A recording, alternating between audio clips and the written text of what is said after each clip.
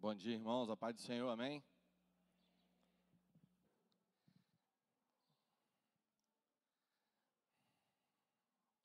Estou muito feliz de estar aqui hoje. Juliana, é o mesmo microfone. Ó, treme. Treme pela responsabilidade de falar das obras do Senhor.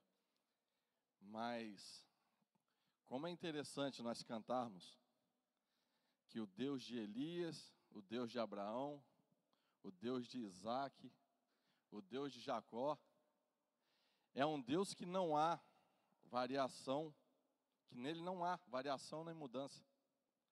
E que de eternidade em eternidade, fiel, Ele sempre será. Difícil a gente acreditar nisso. Estou falando por mim mesmo. Quantas vezes eu duvido dEle? Quantas vezes eu ponho em xeque querendo fazer pela força do meu próprio braço? E nós falamos da Bíblia, nós falamos das Escrituras, que a Bíblia é a palavra do Senhor. E se Ele não há nele sombra de variação, se não há nele mudança de eternidade em eternidade, e assim a Bíblia nos diz, então tudo que nós lemos aqui, falamos sobre ela, é o que de fato Ele é hoje, Ele foi ontem e Ele sempre será, amém? E nós vamos falar sobre generosidade, é o tema para a lição de hoje, generosidade. E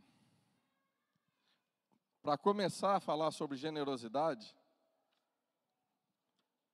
o nosso texto base está em 2 Coríntios 9, no versículo 7. Os irmãos podem abrir?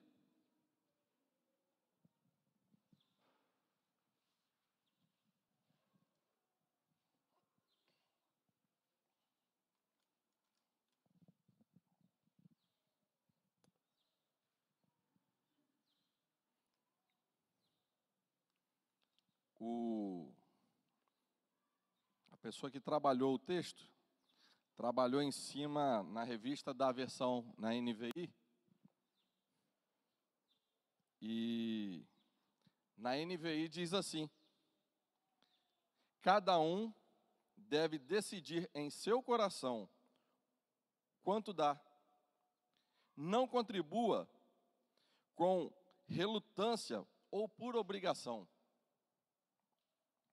pois Deus ama ao que dá com alegria. Vocês podem repetir junto esse finalzinho?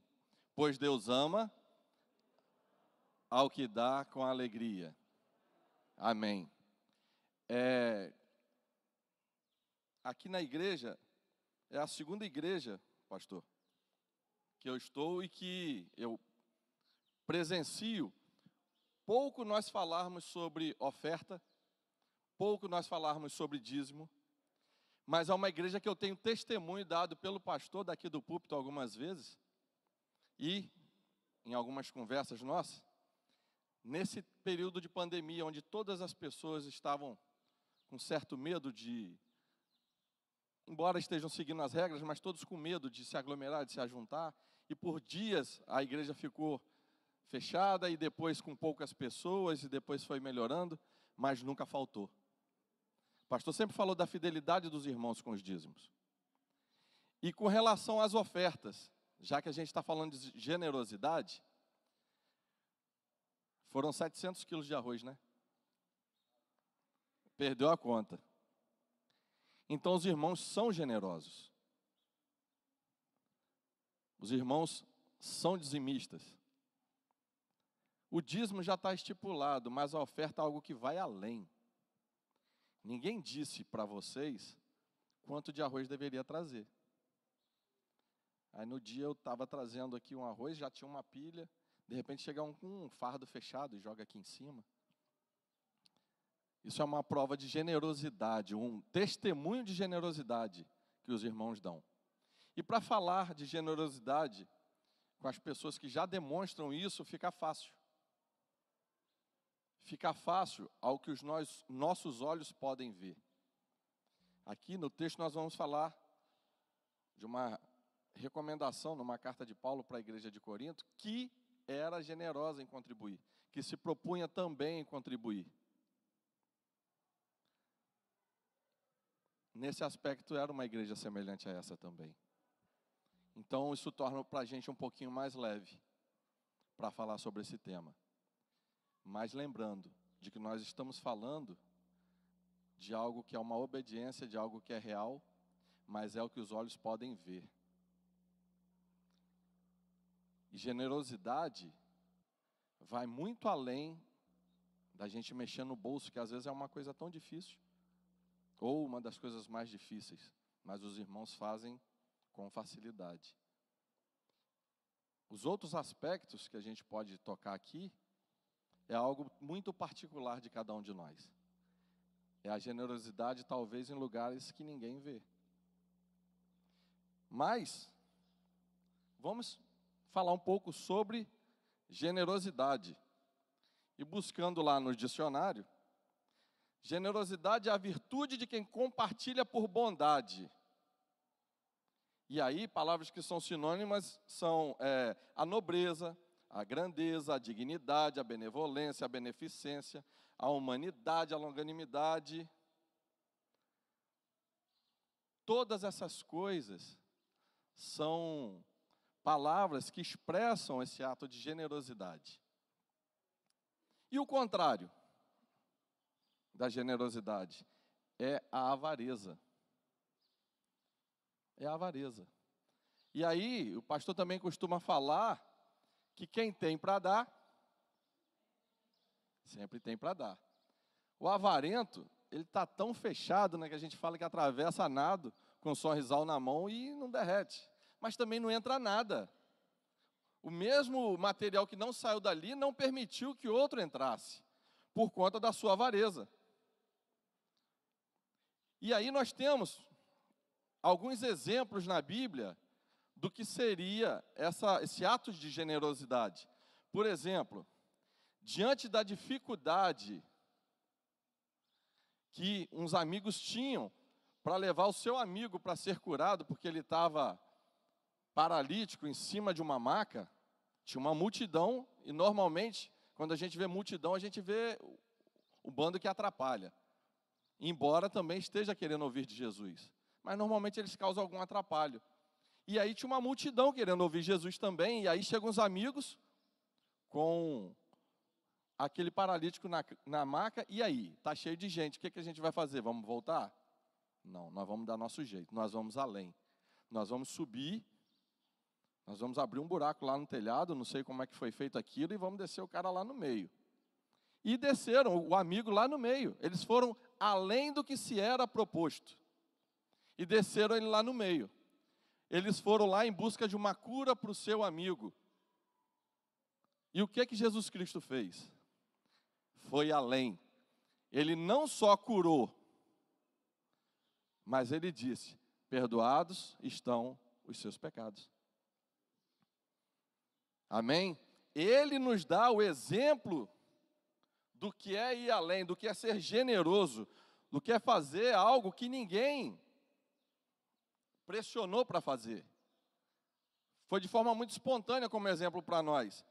Nós vemos o maná que desceu no deserto, o povo estava lá, tinha fome, e desceu o maná, à medida para cada um. Cada um podia se fartar do quanto aguentasse comer, não precisava guardar não, porque no outro dia teria mais, sempre com abundância.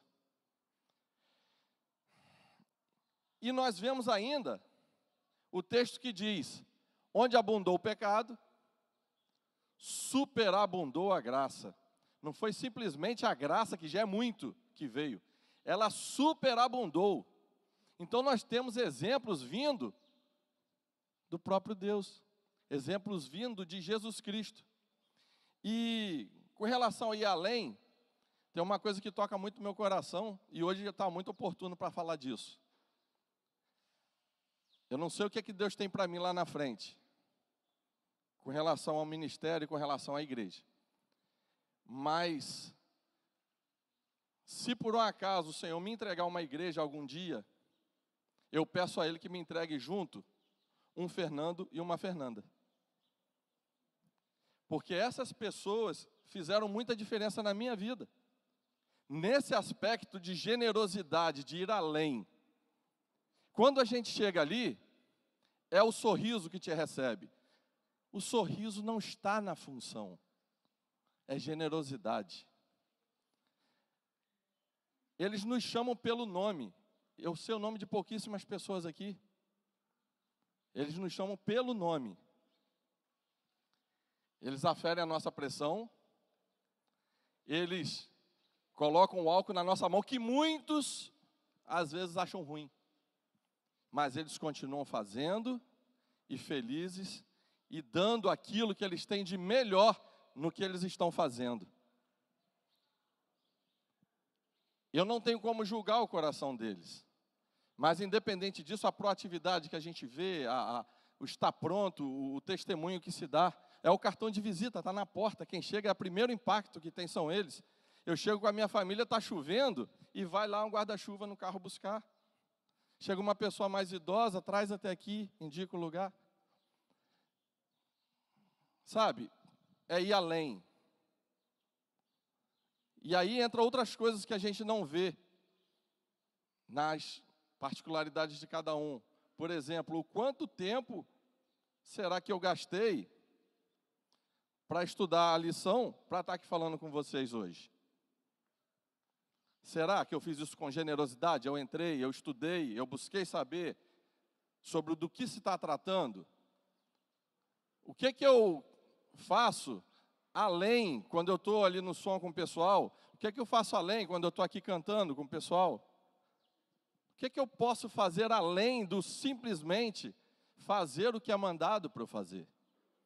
Qual é o tempo de oração gasto para se preparar para estar aqui? Será que é aquele tempo de oração michuruca ou é o tempo que a gente gasta com um amigo batendo um papo? E que a gente às vezes quer oferecer o melhor que a gente tem. Né? Quando a gente recebe uma visita em casa, a gente prepara talvez uma comida melhor, dá uma atenção para todas as outras coisas. Até que ponto a gente tem essa generosidade nas outras coisas também? É uma reflexão para a gente fazer hoje. E um exemplo de avareza que a gente vê também na Bíblia é o Mar Morto. E a gente conhece que o Mar Morto existe, está lá, ao nível mais baixo do mar, mas ele só recebe, ele nunca tem para dar, porque ele só recebe. E o que sobrevive naquele mar? Nada.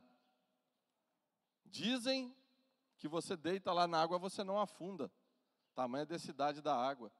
Mas é algo que só recebe, traz morte, não traz vida.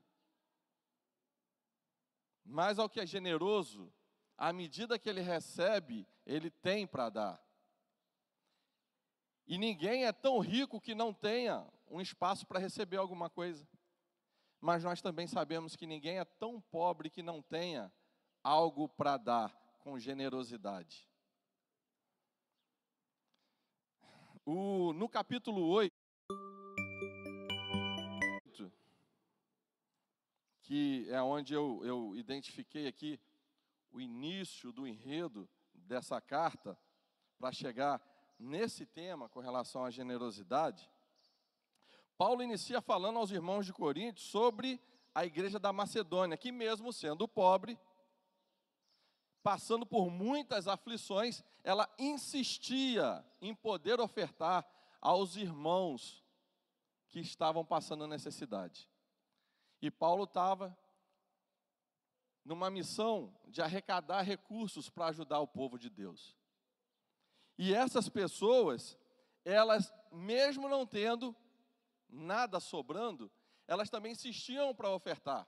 E ele escreveu essa carta para o pessoal de Corinto, porque eles, ao contrário do pessoal da Macedônia, eles tinham em abundância. E também eram sempre dispostos a estar doando. E isso servia para eles também de incentivo. E aí, essas pessoas, elas superavam, porque elas iam além do que se esperava. A oferta delas supria além do que se esperava que eles dariam. não sei até que ponto as pessoas de fora conhecem a localidade de São Joaquim, muito menos a igreja de São Joaquim.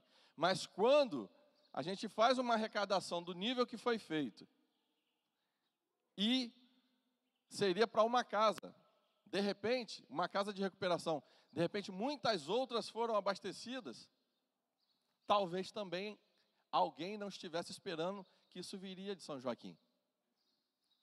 E como é bom estar fazendo parte de uma igreja que representa isso que a gente está falando no dia de hoje.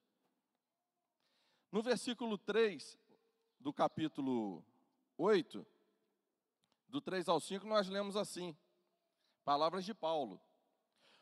Posso testemunhar que não deram apenas do que podiam, mas muito além disso, fizeram por iniciativa própria. Eles suplicaram repetidamente o privilégio de participar da oferta ao povo santo e fizeram mais do que esperávamos, pois seu primeiro passo foi entregar-se ao Senhor por nós. Paulo, além de testemunhar o que eles fizeram, e que fizeram além do que se esperava, e dessa iniciativa da própria igreja de insistentemente dizer, nós vamos contribuir. E olha que insistentemente não foi hoje que a gente pode passar uma mensagem ou dar um telefonema, eles estavam numa distância. E eles fizeram isso. E aí, ele escrevendo essa carta para o povo de Corinto, ele estava fazendo mais ou menos quando a gente tem as campanhas missionárias, missões estaduais, nacionais, aonde as pessoas avisam para a gente previamente, olha, vai ser tal dia o estouro da campanha, para que a gente possa estar prevenido para aquele dia, nós temos a oferta necessária para encaminhar, ou a oferta que nós nos propusemos a dar de forma voluntária, para que não nos pegasse de forma desprevenida. E como a igreja de Corinto também ofertava, ele deu esse testemunho do pessoal da Macedônia, para que eles também estivessem preparados, para que quando chegasse o dia de ofertar, está tudo certo. Porque é complicado, né? Se eu chegar com uma visita em casa, de repente, que eu acho que eu posso chegar com uma visita em casa a hora que eu quiser. Mas se eu não aviso para a Cris,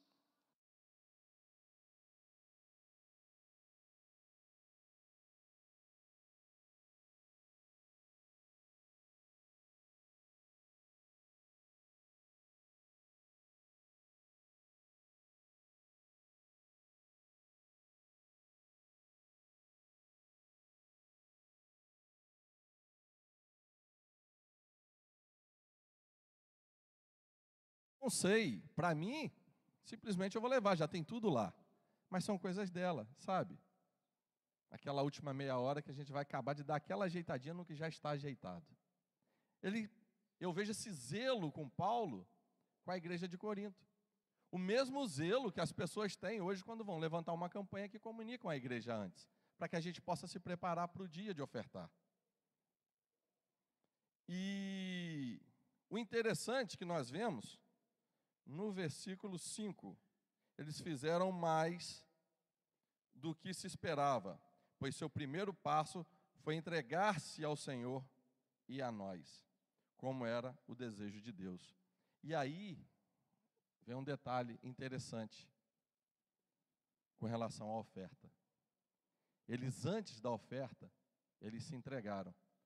Se nós formos voltar lá atrás, na primeira oferta que foi recebida, Deus olhou para Abel e para a sua oferta. Deus olhou para Caim e a sua oferta. Então, muito mais importante do que a oferta que você dá, é quem você é como oferta.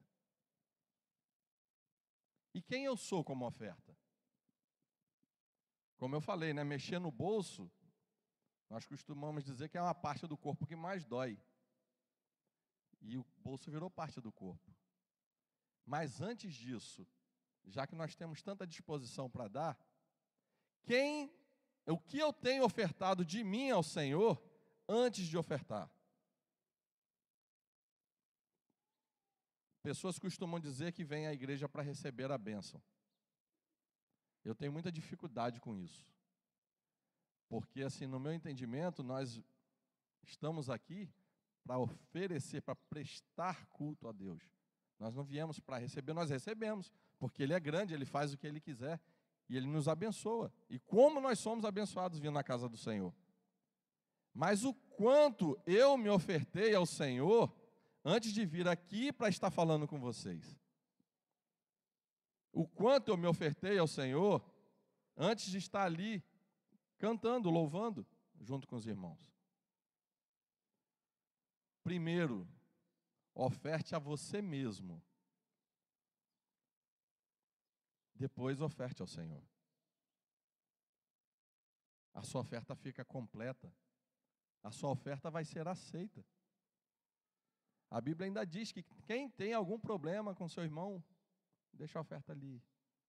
Vai lá, se reconcilia. Aí volta, aí você entrega a sua oferta. De fato, fica uma oferta aceitável, como a oferta de Abel.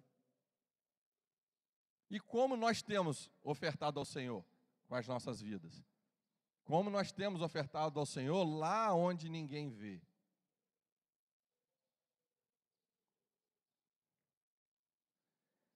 E a generosidade com os mais próximos? Essa é uma outra questão que está aqui na revista, que fala, porém, está no segundo parágrafo, porém, não devemos nos esquecer dos nossos próprios parentes, aquele a quem Deus nos presenteou como família nesse mundo. Quantas pessoas se mostram tão generosas com seus irmãos da igreja, apenas para mostrar algo que não são, e deixam os seus parentes passarem grandes apertos e necessidades. Paulo é enfático a dizer que tal pessoa é pior do que o incrédulo. Ainda bem que são palavras de Paulo, estão na Bíblia. Por isso que eu falei, eu não tenho condição nenhuma de sondar o coração de ninguém. Deus conhece mais o meu coração do que eu mesmo. Porém,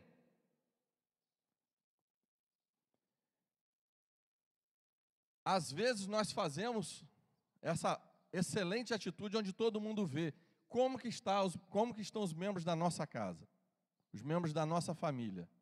E eu não estou falando simplesmente financeiramente, com o nosso testemunho, com ofertas ao Senhor que vão impactar a vida deles.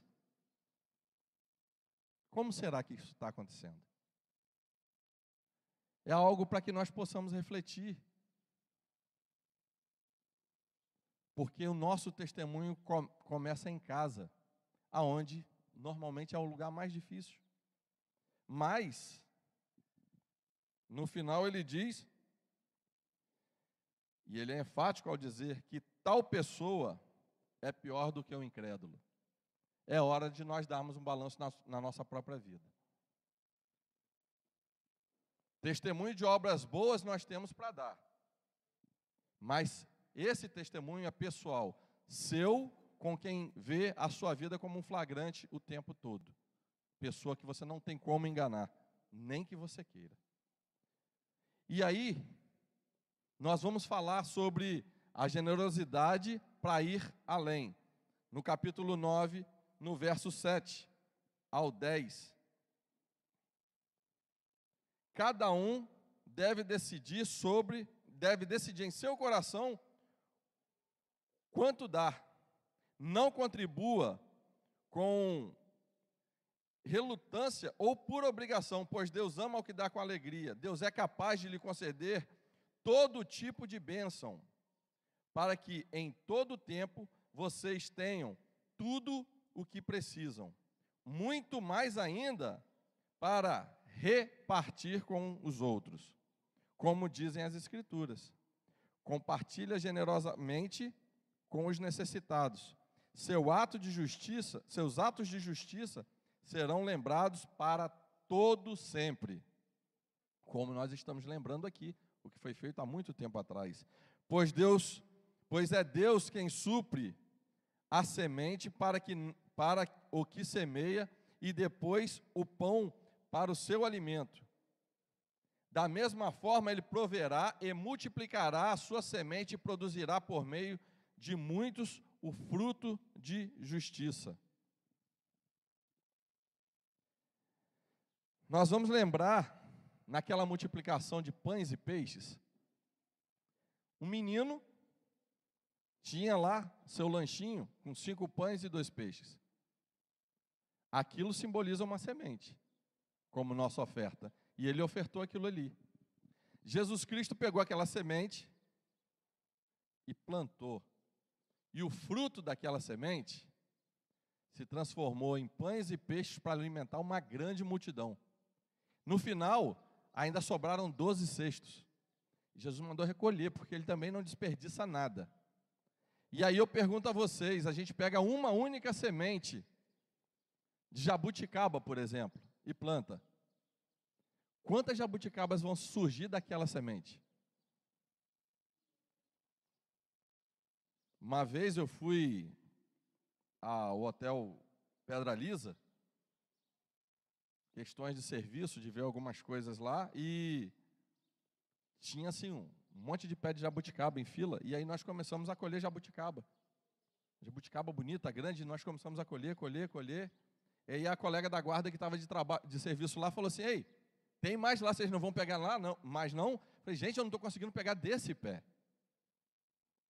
Para que eu vou ao outro pé? Eu ainda nem consegui pegar o que tem aqui, parecia que a gente pegava e multiplicava aquilo ali. E assim são as bênçãos do Senhor na nossa vida. Quem tem para dar, sempre tem para dar. Isso multiplica e multiplica e multiplica. Você não sabe o que vai brotar, a quantidade que vai brotar a partir de uma semente que você plantar, de um pé de laranja, uma semente de laranja. Quanto de laranja vai dar nesse pé? A gente não sabe. O quanto de fruto brota a partir de uma semente que você planta hoje, através da sua oferta. Eu confesso que eu tinha muita dificuldade com essa questão de oferta para receber. Eu não tinha dificuldade para dar, não, mas eu tinha dificuldade para receber. Sempre me senti muito constrangido com isso. E às vezes a gente chega numa igreja e tal, e alguém vem e dá uma oferta para a gente. Eu sempre tive muita dificuldade para isso. Até que eu ouvi um pastor falar que é extremamente mais importante para quem oferta do que para quem recebe. E à medida que eu recuso, eu vou impedir que essa semente seja plantada, sabe? Para que a vida daquela pessoa seja abençoada. A partir de então, eu não tive mais dificuldade em receber uma oferta de quem quer que seja, para que aquela pessoa seja abençoada. Então, por que eu posso ser generoso nessa questão e eu não posso permitir que o meu irmão seja também? Vamos concluir? Generosidade com todos. Aí o texto está em Filipenses. Filipenses 2, versículo 5.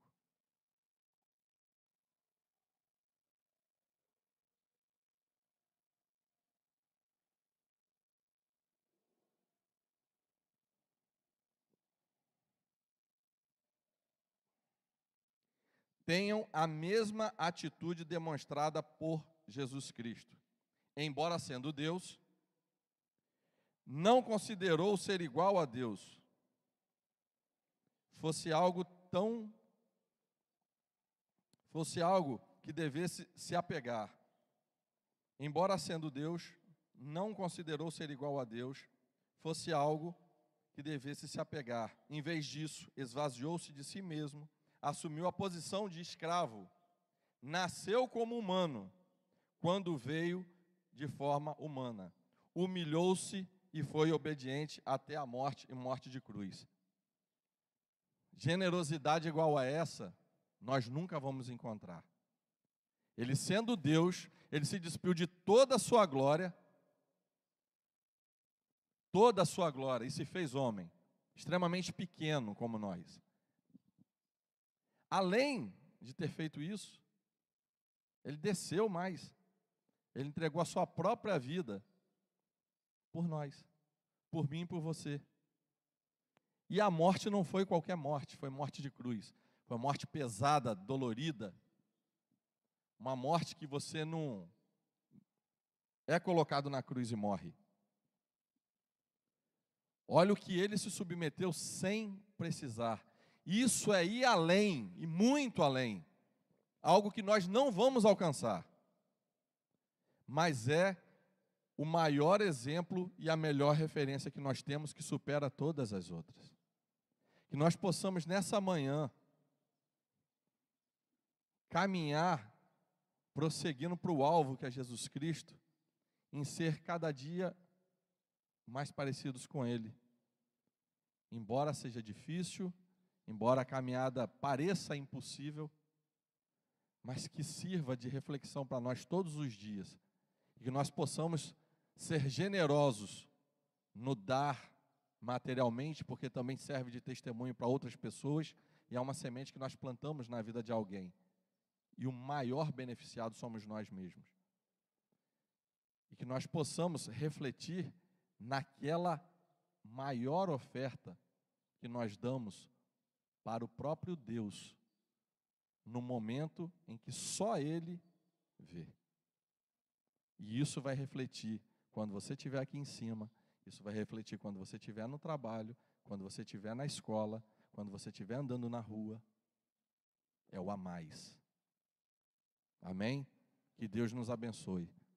Pai querido, muito obrigado pela Tua palavra. Tenha misericórdia de nós, ó Pai, porque somos tão pequenos e falhos para falar das Suas coisas.